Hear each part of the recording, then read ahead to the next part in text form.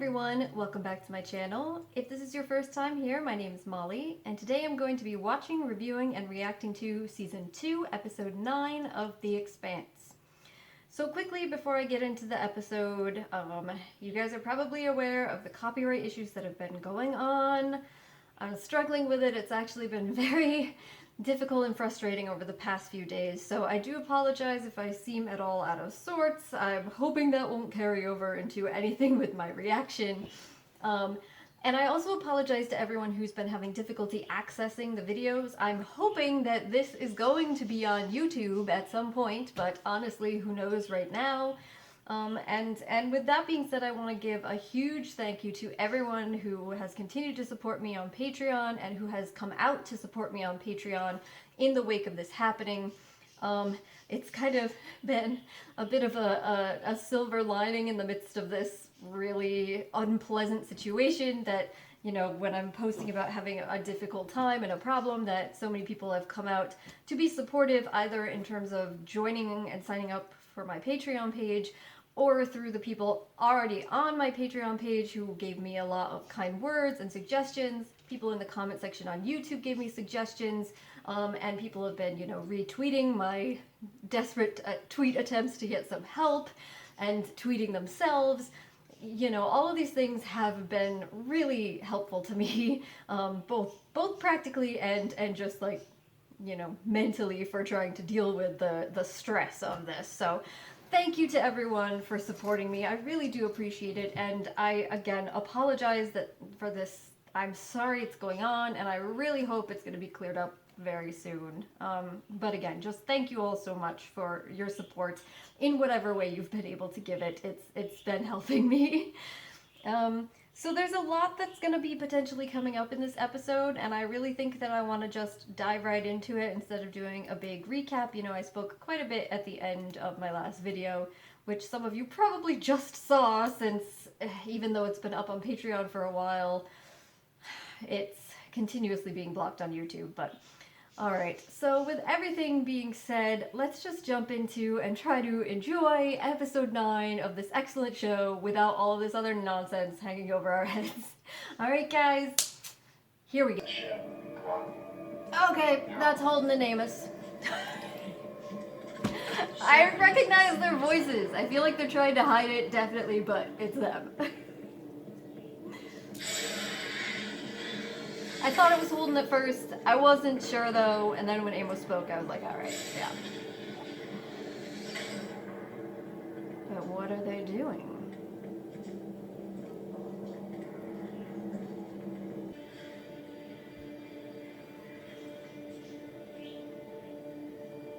Wait, I know you.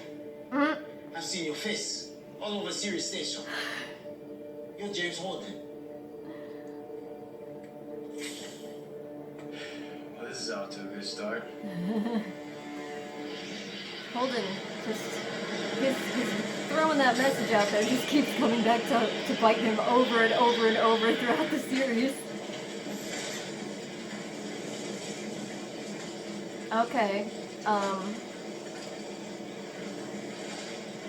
so this is the Martian delegation going to the summit, Avasarala's peace summit.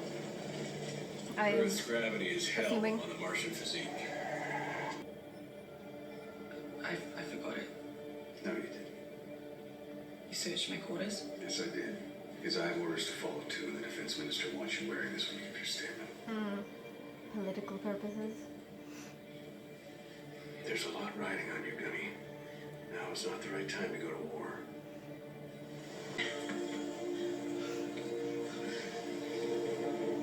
I mean, I suppose, like, she's gonna do better than a lot of just the, like, politicians, right? Because, as she'd said before, they've been training for potentially fighting on Earth. Even so, I mean, it's not like she's having an easy time, it seems.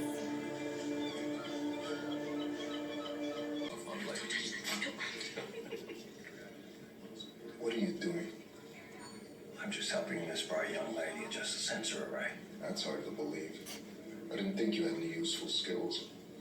I want a full status report when you're done. Of course, Colonel Janus. You know, you're mispronouncing that. He's Portuguese, the J's silent. So it's Colonel Aim? Just because you can figure something out doesn't make it magic. What do you think everyone's left behind on me? This little gray humanoids with big black eyes who come to turn us into food? I'm astonished that Australia didn't even kick you out of her office. Well, you know, just between the two of us, she's kind of got a thing for me, right? Earth and Mars are mobilizing for war as we speak. They have better weapons than we do, and Eros was one of them.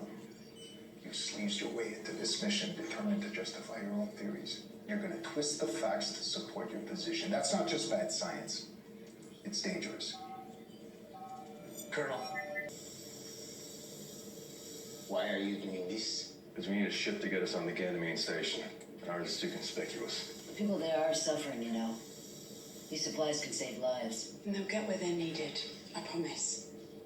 I don't believe you. Well, voila. What we're doing is for the good of the belt and everyone else, whether you believe it or not. Is that the same this like ship is a insult grade A that piece of people shit. like were saying to Should be Miller listening to in the me. first season We haven't been on a race, to though. kind of suggest he was like a Have any traitor? of you been to Ganymede recently? No, never. She saved my life. She got me out of the station when the mirrors fell. She was on her way back to Mars to be with you, but she was badly injured in transit. And she died. She probably wouldn't have even been on the ship with me if she hadn't helped me. So I want to say I'm sorry.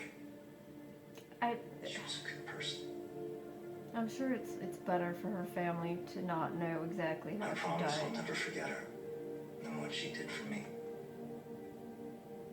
Never. I was busy.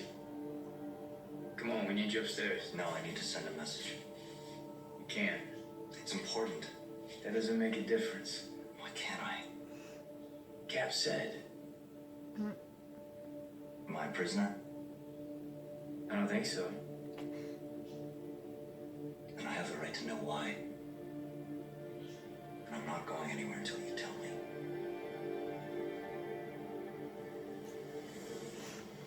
Begin with a moment of silence for the lives lost on Ganymede. Of course. It's important to remember the terrible cost of battle. In victory or defeat, That's a good thing to keep in mind. you should spread it to your fleet. Maybe you could tell them when our ships get to Jupiter. They won't This is starting out We're well. looking forward to it.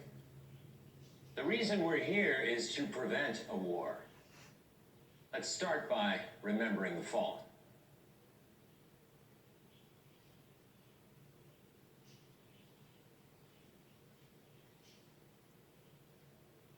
So the issue at hand is Oh my God. de-escalation. Let's get right to it. We have a lot on our agenda. Pulled your daughter out of the clinic an hour before the battle started. If he's still on Ganymede, we find him. I believe we'll find your daughter. You can stop pretending to care about my daughter.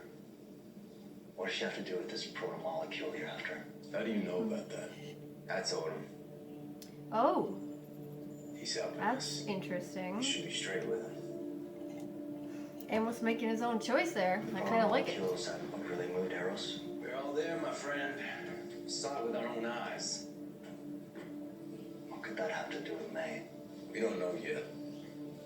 But if it I is mean, there, but the threat this could be even worse. Prax than is a Eros. scientist, right? So maybe he can We're gonna do everything be we can to helpful find your for daughter. a little. What was Strickland treating her for?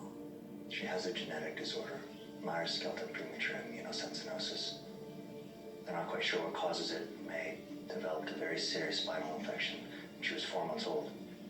She would have died if we'd been anywhere else, but Ganymede has a natural magnetosphere. That's why everybody goes there to gestate. Pediatric care is state of the art. The moment Dr. Strickland saw her, he knew exactly what was wrong. He gave her regular injections. He kept her alive. That can't be a coincidence. I don't get it. That proto crap and that genetic disease, what was the connection? We'll ask Strickland when we find him. The station's in ruins. Its infrastructure network smashed. How are we supposed to find anyone there? Well, the first step is getting there. We'll leave the Somnambulist once we dock, and then we'll intermingle with the locals. And then? And then we'll assess the situation and take it from there. Your plan's always this vague? This Yes. is about average. You all must be very lucky. We've certainly had our fair share. Hey, if we leave the Somnambulist after we land, how are we supposed to get back? Plan A is hitching a ride to an outgoing relief ship. Plan B. Gotta be me.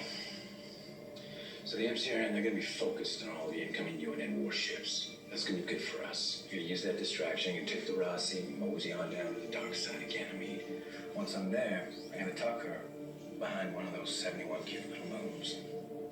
And then I'll wait. There's no So way if this is anything gonna go goes south according to down there, plan. y'all just holler. Cavalry will come running out, quietly deorbit, no burn. Sure, it'll be that easy. At one of these service airlocks here. We'll scoop you up, we'll strap in for a max burn up and out. Rex looks With every suspicious. torpedo that every MCRN ship in orbit can launch, heading straight at us. You. That's your plan. I hope good luck rubs off.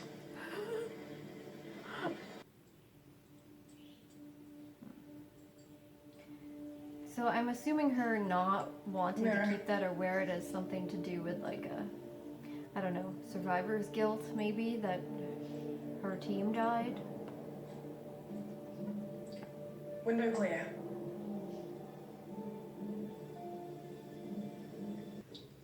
Sergeant Draper.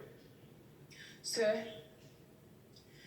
my fire team was assigned to patrol the MCRN Zone Bravo on Ganymede Station.